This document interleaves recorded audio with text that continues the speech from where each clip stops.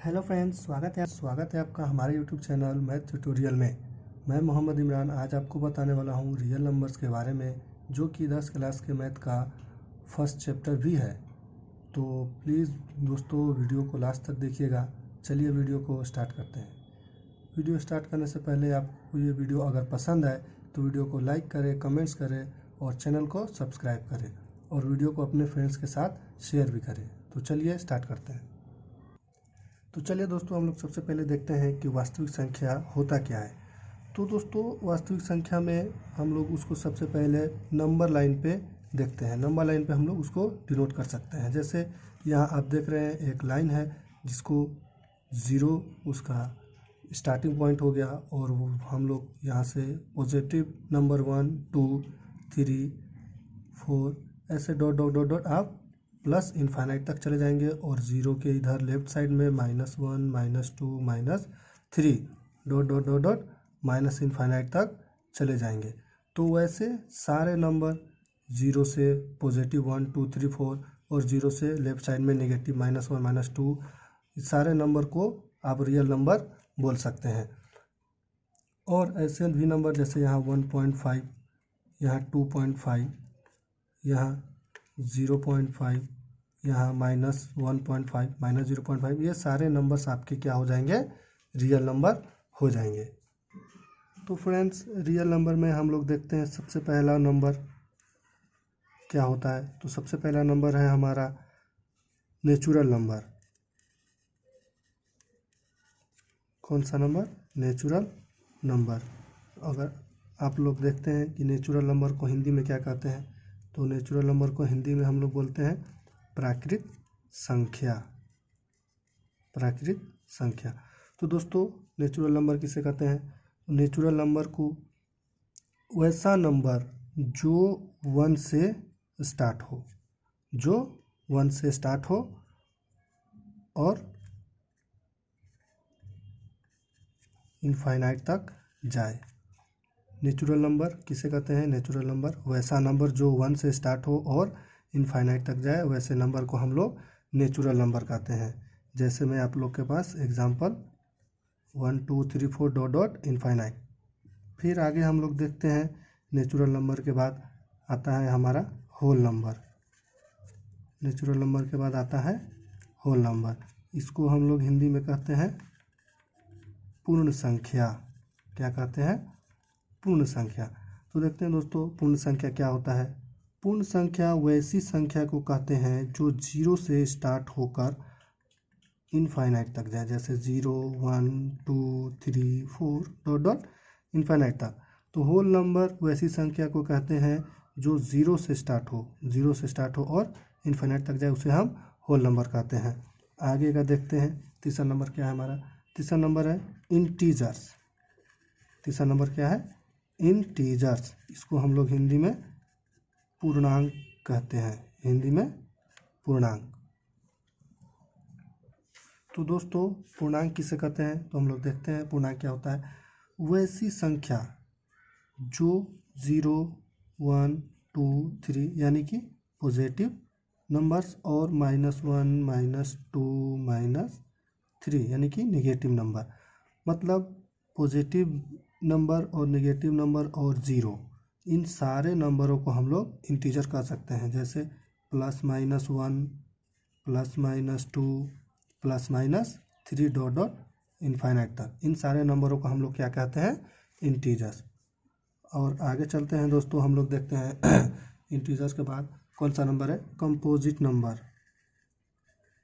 Integer के बाद हमारा नंबर आता है चौथा नंबर पे, कंपोजिट नंबर। अब अगर आप इसको हिंदी में देखना चाहते हैं तो इसको हिंदी में हम लोग बोलते हैं भाज्य संख्या। हिंदी में क्या बोलते हैं? भाज्य संख्या। तो देखते हैं दोस्तों, भाज्य संख्या किसे कहते हैं? भाज्य संख्या वैसी संख्या को कहते हैं जिसके 2 या 2 से अधिक गुणनखंड हो। मैं एक बार फिर से दोहरा देता हूँ, रिपीट कर देता हूँ। भाज्य संख्या वैसी संख्या को कहते हैं जिसके 2 से अधिक गुणनखंड हो। तो वैसी संख्या को हम लोग क्या कहते हैं? भाज्य संख्या। जैसे एग्जांपल देख लेते हैं हम लोग। अगर हम लोग 4 का देखते हैं गुणनखंड कितने हैं, ये भाज्य संख्या है कि नहीं। तो सबसे पहले देखिए, 1 इंटू 4, ये एक इसका हो गया गुणनखंड, और दूसरा हो गया 4 इंटू 1, ये दूसरा गुणनखंड, पहला गुणनखंड, दूसरा गुणनखंड, और तीसरा इसका होता है 2 इंटू 2, 2 इंटू 2 इक्वल टू भी क्या होगा 4, यानी कि हमारे पास 2 से अधिक 3 गुणनखंड मिल गया, यानी कि 4 हमारा क्या है कंपोजिट नंबर। आगे देखते हैं 2 को लेते हैं 1 इंटू 2, 2 इंटू 1, ये दो गुणनखंड हमारे पास है, और 2 का कोई और गुणनखंड आपको नहीं मिलेगा। तो यहाँ हमको ये प्राप्त होता है कि 2 हमारा कंपोजिट नंबर नहीं है। इसी तरह अगर हम लोग 6 का देखते हैं तो 1 इंटू 6, 6 इंटू 1, और 3 इंटू 2, और 2 इंटू 3, यहाँ पे हमारा देखते हैं कितने गुणनखंड आ गए 4, यानी कि ये क्या है भाज्य संख्या है। आगे देखते हैं, आगे है अभाज्य संख्या। कौन सी संख्या? अभाज्य संख्या। अगर हम लोग इसको इंग्लिश में देखेंगे तो इसको बोलते हैं इंग्लिश में हम लोग प्राइम नंबर। कौन सा नंबर? Prime number. तो प्राइम नंबर किसे कहते हैं? तो प्राइम नंबर अभाज्य संख्या वैसी संख्या को कहते हैं जिसके गुणनखंड 1 और स्वयं वही संख्या हो। मैं एक बार और फिर से रिपीट कर देता हूँ, प्राइम नंबर वैसी संख्या को कहते हैं जिसके गुणनखंड 1 और स्वयं वही संख्या हो, उसे हम प्राइम नंबर कहते हैं। जैसे इसके एग्जांपल्स हम लोग देखते हैं 2, 3, 5, 7, 11 डॉट डॉट डॉट डॉट, इस सारे टाइप के नंबर आपके क्या हो जाएंगे? अभाज्य संख्या प्राइम नंबर हो जाएंगे। कैसे? तो देखते हैं 2 का 1 इंटू 2 गुणनखंड देखते हैं, 1 इंटू 2 इक्वल टू 2 होगा, और 2 इंटू 1 इक्वल टू भी 2 होगा। जैसे 1 हो गया इसका गुणनखंड, और सेम इटसेल्फ नंबर 2, तो ये अभाज्य संख्या हो गया। 3 का देखते हैं, 3 इंटू 1 इटसेल्फ, और 1 इंटू 3, 1 का गुणनखंड और 3 इटसेल्फ, तो ये सारे नंबर्स क्या है आपके अभाज्य संख्या हो गए। ठीक, आगे देखते हैं, आगे की संख्या है रेशनल नंबर। कौन सा नंबर? Rational number. इसे हम हिंदी में परिमेय संख्या कहते हैं। कौन सा संख्या कहते हैं? परिमेय संख्या। ठीक, तो हम लोग रेशनल नंबर किसे कहते हैं? तो रेशनल नंबर वैसे नंबर को कहते हैं, वैसी संख्या को कहते हैं जो आपको p/q के रूप में हो। किसके रूप में हो? p/q के रूप में हो। वैसी संख्या को हम लोग क्या कहते हैं?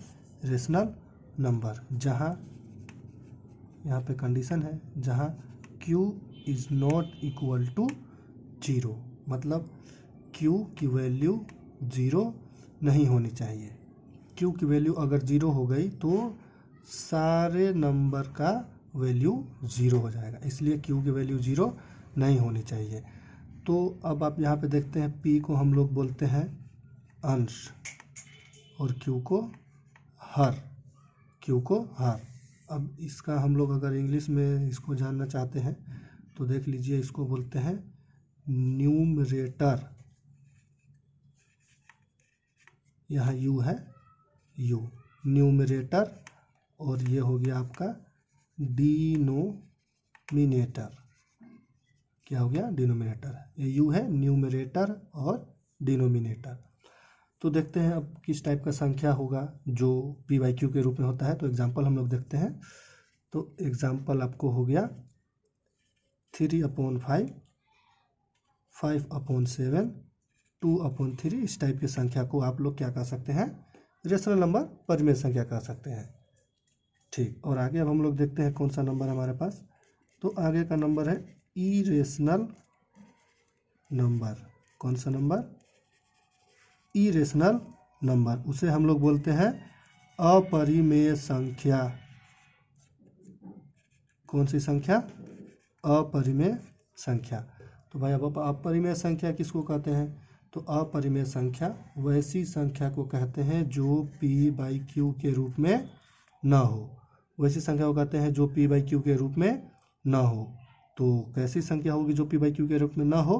तो हम लोग एग्जाम्पल देखते हैं। √3, √5, √7 और इनफाइनाइट तक। इस टाइप की संख्या को हम लोग कौन सी संख्या बोलेंगे? अपरिमेय संख्या। और आप बोलेंगे कि √4 भी तो अपरिमेय संख्या है, तो नहीं। √4 को अगर आप उसको कैलकुलेट करेंगे तो उसको √2 × 2 हो जाएगा, जहाँ पे आप अंडर से एक जोड़े लगा के 2 को बाहर ला सकते हैं और इसका √4 का वैल्यू 2 आएगा। और इसके नीचे आप 1 लेके इसको परिमेय संख्या बना सकते हैं। इसलिए √4 आपका अपरिमेय संख्या है, परिमेय संख्या नहीं है। ठीक, तो अब आपको मैं बताने जा रहा हूँ सम इम्पोर्टेंट पॉइंट्स।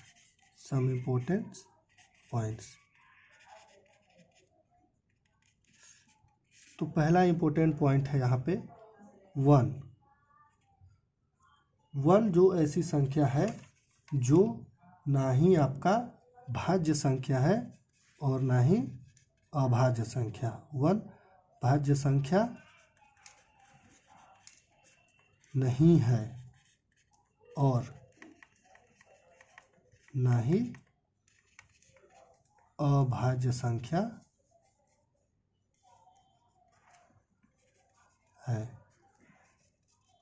क्योंकि भाज्य संख्या होने के लिए इसके पास 2 से अधिक गुणनखंड होना पड़ेगा, जो कि 2 से अधिक गुणनखंड नहीं है। और अभाज्य संख्या 1 को होने के लिए इसके 1 खुद और ये स्वयं 2 गुणनखंड होंगे, इसलिए ये 1 भाज्य संख्या भी नहीं है और अभाज्य संख्या भी नहीं है। दूसरा हम लोग इम्पोर्टेंट पॉइंट देखते हैं कि जो 2 है वो सबसे छोटी अभाज्य संख्या है। 2 है वो जो है सबसे छोटी अभाज्य संख्या है।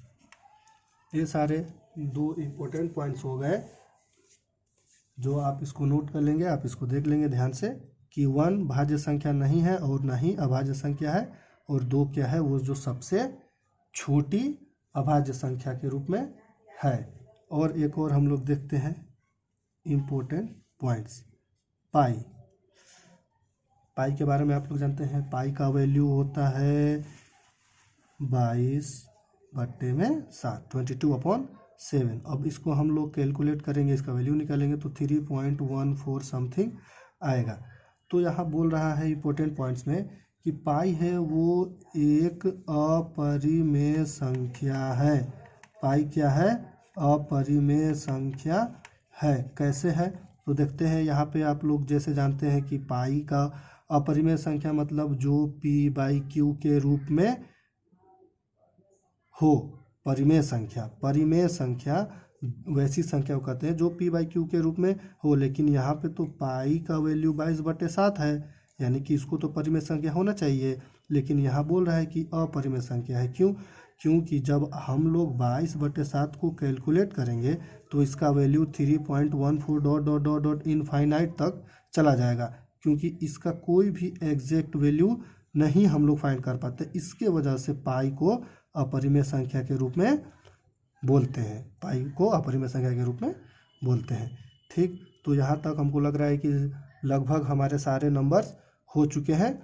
और ये था हमारा मैथ का फर्स्ट चैप्टर का इंट्रोडक्शन। ये सारे नंबर्स आप लोग अच्छे से देख ले, यही सारे नंबर्स का यूज़ होगा आपको फर्स्ट चैप्टर के क्वेश्चन को सोल्व करते समय। तो ये आपका कॉन्सेप्ट हो गया। आप इसको अच्छे से ध्यान से पढ़ ले, देख ले, वीडियो को अंत तक देखें और सारे पॉइंट्स को क्लियर कर ले। जो भी ना आपको समझ में आया है आप कमेंट करके हमें बता सकते हैं। ठीक है, तो आगे के वीडियो में हम लोग मिलते हैं, वहाँ पे क्वेश्चन को सोल्व करेंगे। तो वीडियो को देखने के लिए थैंक यू एंड